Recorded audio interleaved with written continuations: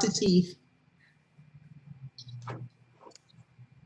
Hi, I'm Peggy Kelly, and this is Good Morning Santa Paula. It's Thursday, October 28th, and my guest today is Jonathan Royos with the City of Santa Paula. He is the PIO and the management analyst, and anything else you need, the word's out, just ask Jonathan. So good morning, Jonathan. As always, great to see you. Good to see you, Peggy. How's it going? Oh, it's going. I mean, that's the best I could say. Hey. So let's be perfect crossed. We got a big weekend ahead of us. Oh yeah, huge weekend ahead of us. As a matter of fact, before we talk about the big weekend coming up, let's talk about the big party that the city threw for VCOG. I think that's so wonderful. I'm so proud of Santa Paula, and the city did a great job. So explain to what that was all about. Yeah, we were lucky enough to have a great event here in Santa Paula this past Thursday evening last week. Council member Vice Mayor Jenny Crosswhite is the current head right now of the Ventura County Council of Governments, and so since she's in charge this year, they picked her hometown here, Santa Paula, to be the host of their annual meeting, their annual event. So because of COVID, we had to push it out a month. Luckily enough, we were able to have it here in Santa Paula at our beautiful agricultural museum here in town and at the train depot. And the evening went off very well. We were able to have our folklorico dancers out there, our Aztec indigenous dancers also performed a show. And then we were able to show off Santa Paula, the agricultural museum. It was just a great evening. And I think you even had Chef David over there. Yes, what we tried to do, we have all these, essentially all the dignitaries, elected councils from all the local cities here in Ventura County, all converge on Santa Paula. And we wanted to make sure that they didn't forget when they were in Santa Paula, all the great things we have here. So we treated them to every kind of thing imaginable from Santa Paula. So whether it was Chef David or lemons from Limonera or avocados from Calavo, or, we gave them a copy of the Mighty Santa Paula Times. And we put these really cool kits together for them. So they walk back home saying, wow, Santa Paula is amazing. They're a small city, but they're a mighty city, and they have all these great things going on. Yeah, it was an experience. It wasn't just a VCOG conference. I'm sure they've never seen anything like what they were exposed to. That's what I've heard. So I hear, that they have big shoes to fill next year if they go to a different city. I'm sure they're jealous of Santa Paula because we're just so very special. I know, right? There were so many cool things in those bags. We actually put these welcome kit bags that we're planning on rolling out here soon to our local residents. So we have, as you're aware, harvest. We've got about anywhere from 1,200 to 1,300 new residents who are going to be joining our community. So we wanted to figure out a way, and I know you and I have worked on this together, and our city manager, how can we welcome our new residents here? So we tested out a small welcome kit with all kinds of goodies from Santa Paula, and everybody overwhelmingly loved the kits that we gave them. Oh, I bet. Yes, I saw a kit. As a matter of fact, I have a kit. And they were wonderful. They're just great. What an introduction. And I'm really proud that Santa Paula, just like I said, I'd heard from people, they enjoyed themselves so much. They were so impressed and just opened their eyes about everything Santa Paula has to offer. So that's great. I'm good. Awesome. There you go, people. Yeah. Come on down. Come on down, and especially come on down this weekend. Yeah. What's going on this weekend? Or just what isn't going on this weekend? Yeah, right. I mean, it's amazing that a year has flown by, but it's so nice and exciting to see that this year, coming out of COVID, we're able to throw these events and have the children and the kids all have a good time and, do the pumpkin patches and all that. So starting tomorrow and through the rest of the weekend, there's just going to be all kinds of great things going on. Non-stop, yeah. I guess tomorrow is the rec department's party over at the community center parking lot. Yeah, harvest festival at our farmers market by the train depot on Santa Barbara Street. They're going to have a pumpkin carving contest, cookie decorating contest, costume contests for the kids, trick or treating, Halloween crafting. So if you haven't had a chance to check out our farm, and then it heads right into our Halloween carnival over at the community center. Which is going to be all outdoor. It's what the COVID invented trunk or treat, which I guess means that people would be handing treats and candy out of the trunk of their cars, so everybody can be outside. Yeah, so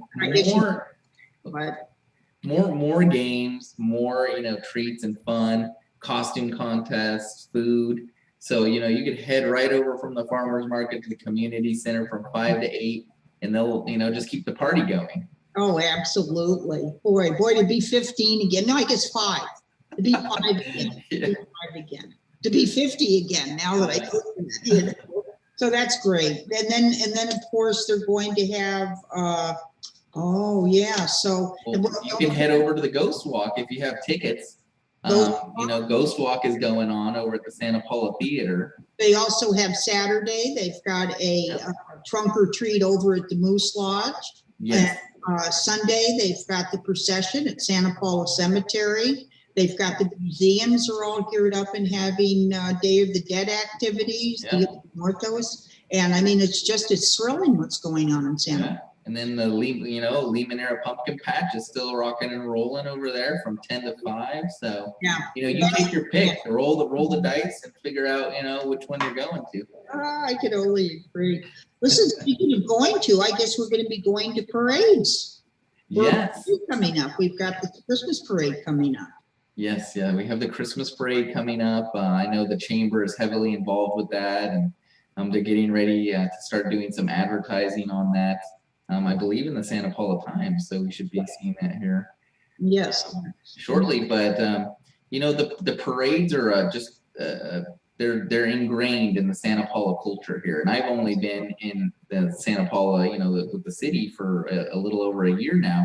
And one thing I've come to learn about our city is we do so many awesome special events. The parades, we have the Labor Day parade, and the holiday, the Christmas one, and then at one point, we did the Halloween parade. These are just ingrained in the culture here in Santa Paula, and yet lately the cost to put on the parades, we have to make sure people are safe and the streets are closed off, and doing those things, causes a burden on the residents. We have to, somebody has to pay for all these services. So unfortunately, though, that also causes a problem for a lot of our nonprofits that go out of their way and spend countless hours to put these events together. So yes, for the whole free for the whole community. They're events that are free for the whole. Yes, exactly.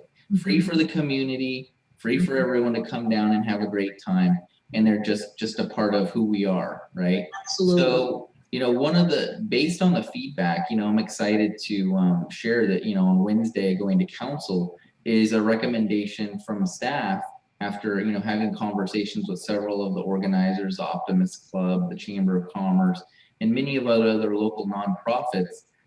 How can we as a city do a better job in assisting these organizations in putting on these events that are staples in our community? Yes, absolutely. We're famous for our parades. Yeah. Exactly. Yeah, we used to have a citrus parade too. So we were actually rocking like 3 parades a year, plus the kids' Halloween parade. Yeah, exactly. So 4 parades a year. Yeah, so we'll be taking that to council this coming Wednesday, and it's their decision to make, but hopefully we'll be able to better support our local nonprofits out there putting on these events. Sure, absolutely. And there's quite a few options, there's even the city sponsoring them, like other cities do. So there's nothing but options. And I'm glad to hear though that they're. Yeah, I mean, and you can see it. We're also, as part of what we're doing on Wednesday, Greg and Mr. Barnes, from our Parks and Recreation Department, the director, is really just everybody's trying to figure out different ways on how we can help our local groups succeed in putting on events. And that's why you put together the sponsorship program. Sure. And so one of the other recommendations that we're going to council with on Wednesday is increasing the amount of grant monies that will be available for the groups. It used to be $750 and $1,000 for their events. And so now we're looking at almost doubling those numbers for those groups. I don't know how much of a dent that'll make, but I imagine it'll be an interesting conversation Wednesday night, you know. Yeah. I think it should go well. I hope so. I'm going to count on it. Yeah. And I say that in a very threatening manner. So anyway, Jonathan, thank you so much. Yeah. Anything else you want to discuss, or anything going on we should know about, or better yet, not know about? It's just exciting the time that we're in. We're about to head into the holidays. As you can see, I mean, it's only Halloween right now, and look at all the great stuff we've got going on in the community. I can only imagine and wait for what's going to happen, come Thanksgiving and Christmas. So, yes, and a little bird told me to get ready. There's going to be a change in downtown with our banner program here soon. So stay tuned to hear more about some new cool stuff that's coming downtown. Okay, well that's wonderful. Oh, I can't wait. Oh, thank you. Yeah. With us and letting me beat you up a little, because nobody else will let me near